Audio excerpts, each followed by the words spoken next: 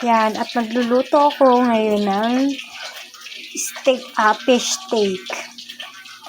Yan yung mga sangkap sa fish steak. Yan.